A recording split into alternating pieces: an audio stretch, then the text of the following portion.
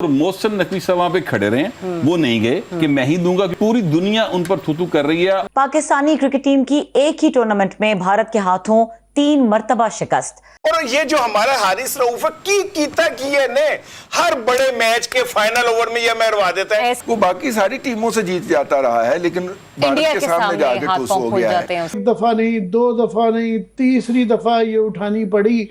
और तकलीफ मजीद इसलिए भी हुई कि ये एक स्टेज पे लग रहा था, 2 स्टेजेस पे, कि मैच हम जीत चुके हैं। जब उम्मीद जाग जाए तो उसके बाद फिर हारने की और तकलीफ होती है। इंडिया ने कल जो हमने देखा कि उन्होंने ट्रॉफी लेने से इनकार कर दिया, उससे पहले फोटो सेशन नहीं कराया, उससे पहले हाथ नहीं मिलाया। लेकिन हमें अपने गिरबान में भी नजर डालनी चाहिए ना। उन्होंने तो हमारे साथ, वो दुश्मन है हमारे।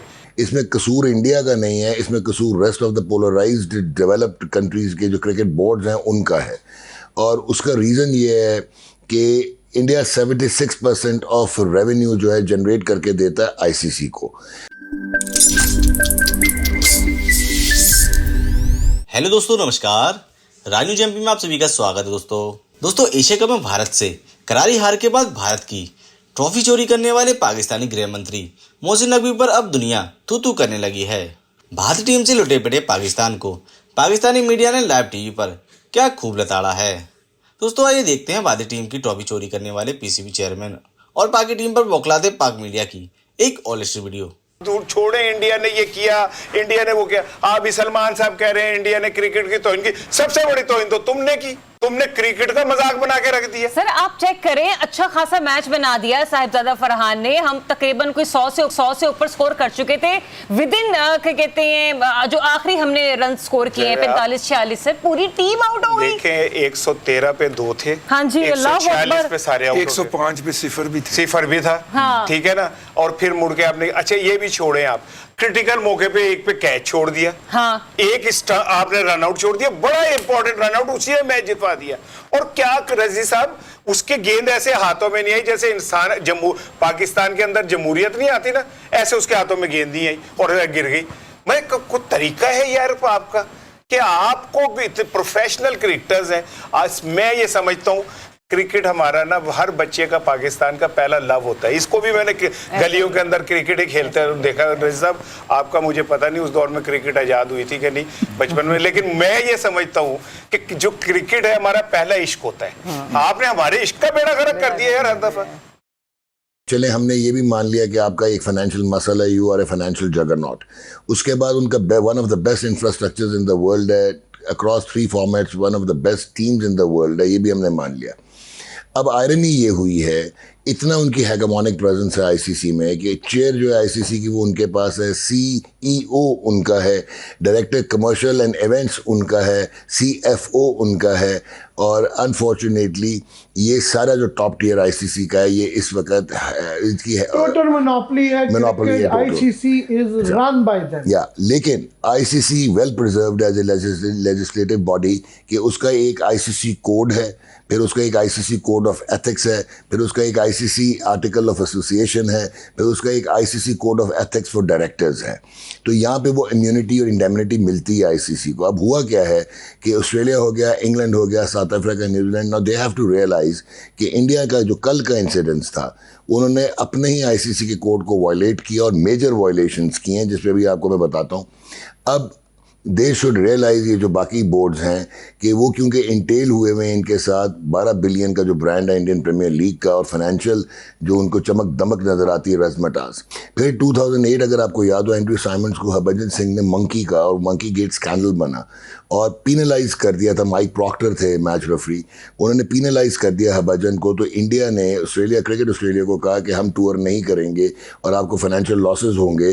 ऑस्ट्रेलिया ने इन्फ्लुएंस करके माइक प्रॉक्टर वो लास्ट टाइम मैच रेफरी रहा और उसके बाद डिसीजन चेंज करवाया और जो है वो उन्होंने, मतलब इधर मैं टीवी पे नहीं बोलूँगा, उन्होंने उसको गलत ट्रांसलेट करके कहा कि उसने मंकी नहीं कहा था, उसने पंजाबी में कुछ कहा था। तो ये एकदम से इंग्लैंड, ऑस्ट्रेलिया, वेस्ट इंडीज, आप देखें ना, वो उनको कईयों को सर के खिताब मिले हुए हैं। एकदम इंडिया के आगे, might of India, corporate India के आगे सबमिट से कर गए हैं। ये कैसे हो पाया? ये इसलिए हुआ भाईजान कि unfortunately India as a economic hitman cricket में आ गया। और उन्होंने इतने लंबे लंबे फाइनेंशियल इंसेंटिव्स दिए। फिर जितनी भी दुनिया की ब्रॉडकास्टिंग है वो सारी इंडिया के हाथ में है क्रिकेट की, वो सारे मीडिया हाउसेस और प्रोडक्शन हाउसेस इंडिया के हैं। राइट्स जो है वो सारे ग्लोबल राइट्स इंडिया की कंपनीज उठाती हैं। सो उन्होंने, ये सिर्फ क्रिकेट की बात नहीं है। अब होता क्या है कि इवन ये जो टेक्नोलॉजी है, ये जो आप DRS देखते हैं, ये जो आप सारी टेक्नोलॉजी देखते हैं, ये भी इंडियंस के पास है। तो अगर आप इनसे मुकाबला करने चलेंगे, आप फाइनेंशियल लॉसेस तो चलें कब तक बेयर कर लेंगे, कुछ ना कुछ कर लेंगे, क्योंकि उनकी अपनी भी इंडिजिनस बहुत पैसे कमा लेते हैं इंग्लिश क्रिकेट या ऑस्ट्रेलियन क्रिकेट, बट आप डिपेंडेंट हैं टोटली ब्रॉडकास्ट के लिए, कमर्शलिज्म के लिए, और आपके जितने बड़े स्पॉन्सर्स हैं क्रिकेट के वो सारे बैक एंड पे इंडियन हैं। तो ये उन्होंने एक हेगामोनिक प्रेजेंस अपनी बनाई है, जिसका इनिशियली आप क्रेडिट दे सकते थे। ये फिर उस तरह जिस तरह बास्केटबॉल में अमेरिका की टीम जो है उन्होंने वर्ल्ड चैंपियनशिप अपना आपस में ही करवा लेते हैं, हाँ जी। तो अमेरिका में ही हो जाती। क्रिकेट में भी कुछ ऐसा ही होता नजर आ रहा है कि आइंदा ये India rest of the world versus हो जाएगा। हाँ जी, अगर ये खड़े ना हुए, this is high carry time. जो वाला जो 70s 80s में सिस्टम था, ये उस तरफ ना हाँ, ये कैरी पैकर, वो IPL तो वही हो गई हुई है ना, ऑलमोस्ट इंडियन प्रीमियर लीग, पूरी दुनिया वहाँ पे कैरी पैकर आप चेंज कर देते हैं अटेंडरीज, इंटरनेशनल अटेंडरीज को चेंज कर देते हैं IPL को अकोमोडेट करने के लिए। 1999 Pakistan was playing against India at old ट्राफर्ड, और कारगिल वॉर हो रही थी, वहाँ पे हैंडशेक्स भी थे, जफियाँ भी डल रही थी, सेलिब्रेट भी था। Pakistan lost that match in the end. So 1998-9 में जब हम इंडिया गए थे, जब बाल ठाकरे वाले उनके एक्सट्रीमिस्ट ने विकेट खोद दी थी, वो that is an unprecedented tour कि पाकिस्तान ने सस्टेन की थी हॉस्टिलिटी, और इंडिया में अटल बिहारी वाजपेयी ने इंश्योर किया था कि पाकिस्तान सेफ रहेगा। तो हमने तो वो टाइम भी देखा है। तो ये मॉरल डिटीरिएशन प्रोबेबली बीजेपी इम्पैक्ट है, और ये उनका पाकिस्तान को हर सूरत में परसू करना चाहिए rightly legal process. Last time हम हमारे प्रोग्राम में आए थे तो आपने जिक्र किया था कि ये हमने प्रोसीजरली लैप्सेस किए हैं, हमें जो शिकायत करनी चाहिए थी वो हम नहीं की। अब आप खुद सोचें कि 10 मई के बाद जो सेंटिमेंट है इंडिया में, जो ह्यूमिलिएशन एनाइलेशन हुई, जो उनका मीडिया डिलूजनल हुआ है और अजीबोगरीब बॉलीवुड वाले स्क्रिप्ट्स देता रहता है, फिर इंटरनेशनली जो पाकिस्तान की रिकग्निशन हो रही है और बीजेपी का नैरेटिव किल हुआ था, उसके बाद अगर इंडिया ये फाइनल हारता तो कितना को बड़ा प्रेशर होगा to get back to India, और बीजेपी और मोदी साहब किधर खड़े होंगे कांग्रेस के सामने। सो ये एक प्रेशर था। तो हुआ क्या कि जब इस फाइनल में आप पहुंचे तो 50-50 हो गए थे चांसेस, नंबर 1।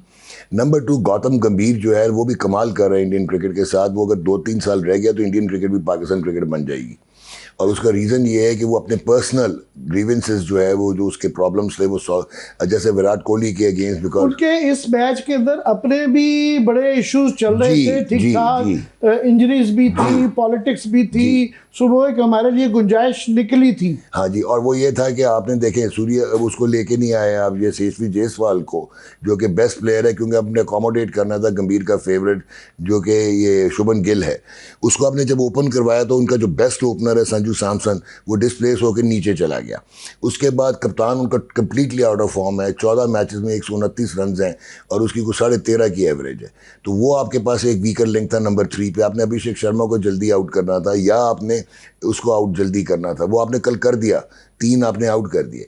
फिर प्रॉब्लम क्या हुई है कि हार्दिक पांड्या नहीं खेला। अच्छा, हार्दिक पांड्या हमारे ऑलराउंडर्स की तरह नहीं है बिट्स एंड पीसेस, वो कंप्लीट ऑलराउंडर है। तो जब वो निकलता है तो इंडिया को 2 चेंजेस करनी पड़ती हैं एक की जगह, एक प्लेयर की जगह 2 प्लेयर्स उनको लेके आने पड़ते हैं। वो हुआ कल।